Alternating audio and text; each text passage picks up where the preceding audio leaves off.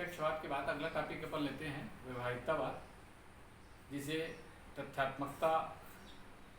या व्यवहारवाद भी कहा जाता है, जिसमें मुख्य रूप से ये देखा गया है कि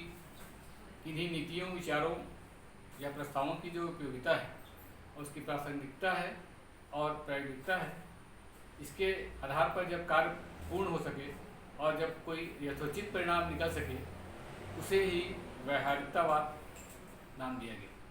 व्यवहारिकतावाद शब्द का उद्भव और प्रयोग सर्वप्रथम यूनानी परंपरा में मिलता है, जिसमें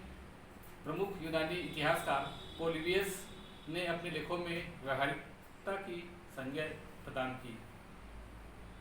मुख्य रूप से देखा गया कि मनोवैज्ञानिक और अग्रणी व्यवहारिकता की संज्ञा जो है वह विलियम जेम्स के सामने व्यवहारिकतावादी विचारधारा के रूप में 20वीं शताब्दी के प्रारंभ से देखने को मिलती है। मुख्य रूप से व्यवहारिकतावाद जो है, जिसका अर्थ लिया गया यूनानी भाषा में कर्म से, लेकिन इसके बाद जब देखा गया कि राजनीतिक और सामाजिक सिद्धांतों, कला और संस्कृति, अध्ययन और शिक्षा,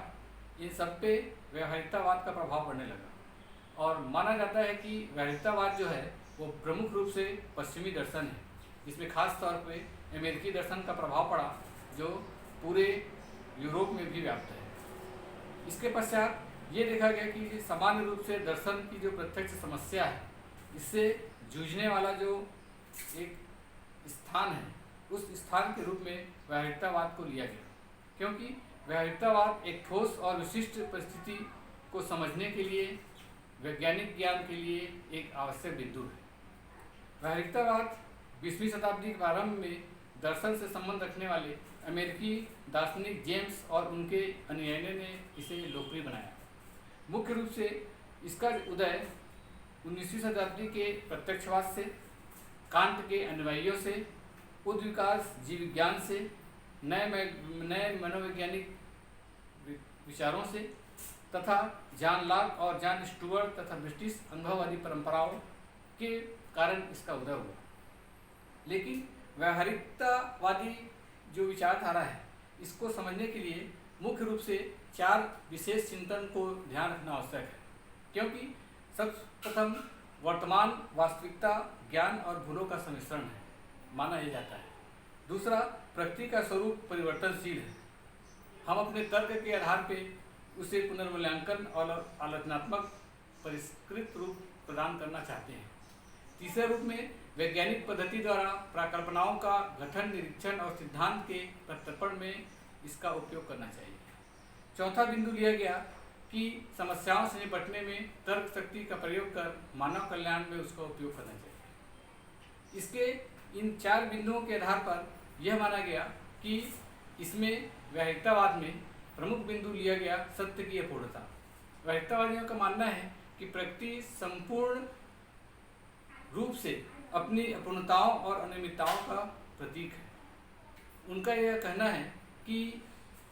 यह संभव नहीं है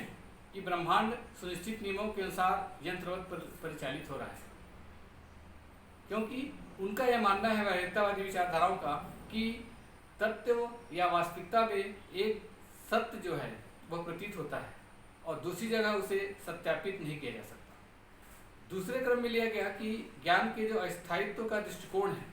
व्यवहारिकतावादियों का मानना है कि प्रकृति अपूर्ण और अनियमित है, क्योंकि वास्तविकताओं का स्वरूप भी परिवर्तनशील है और मस्तिष्क की जो ग्रहणशीलता से भी चूक हो सकती है,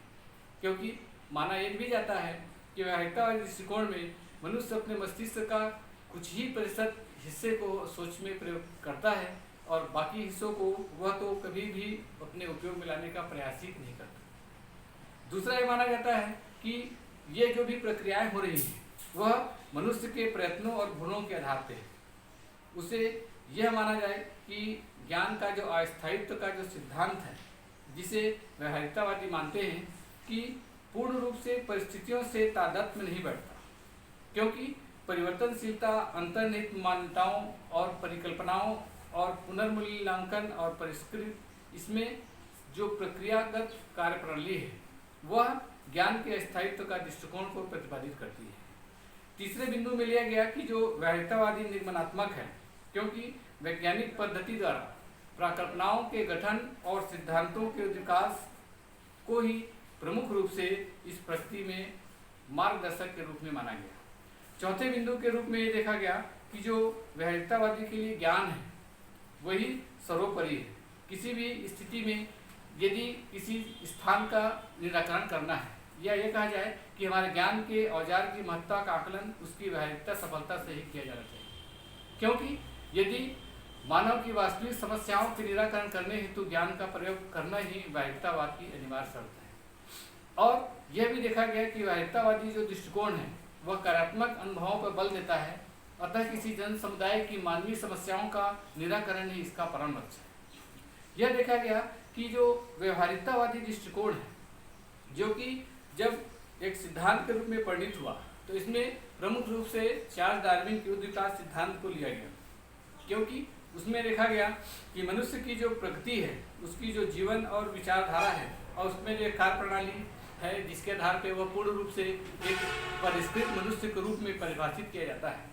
उसमें यह मानना था कि जब मनुष्य अपने अनुभवों के आधार पर और अपने विवेक के आधार पर व्यवहारिकता की जड़ें जमाने में जब सक्षम होगा और अपना जब वह विकास करेगा और जिसके आधार पर मेहनत और गुणों के आधार पर उसे फल मिलेगा, वही व्यावहारिकतावादी दृष्टिकोण का प्रमुख चरम बिंदु होगा। इसके लिए दार्शनिक रूप में भी ये माना गया कि जो ब्रह्मांड में मानवीय अस्तित्व के प्रयोजन से संबंधित स्थितियां हैं, उन स्थितियों को आंकने के लिए तकनीक और महत्वपूर्ण जो कारक, इन सबको शामिल करते हुए व्यावहारिकतावादी दृष्टिकोण परिष्कृत होने में सक्षम हुआ।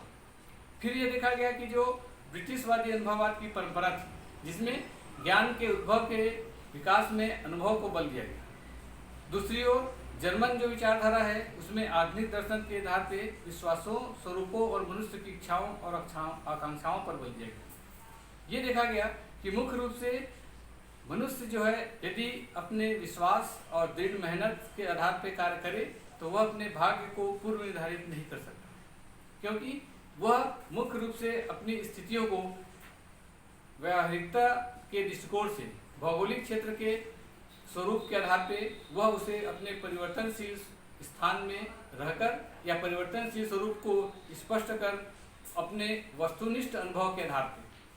मानव और मानवीय क्रियाकलापों को वास्तविकता के धरातल पर स्पष्ट कर सकता है। यह भी देखा गया कि व्यावहारिकतावादी विचारधारा में कि भौगोलिक अध्ययन में मानव की व्यावहारिक समस्याएं ही महत्वपूर्ण हैं और इन्हीं व्यावहारिक समस्याओं के अध्ययन को वैज्ञानिक अनुगमनात्मक विधि के आधार पर स्पष्ट करने का प्रयास व्यावहारिकवादी विचारधारा में किया गया। धन्यवाद।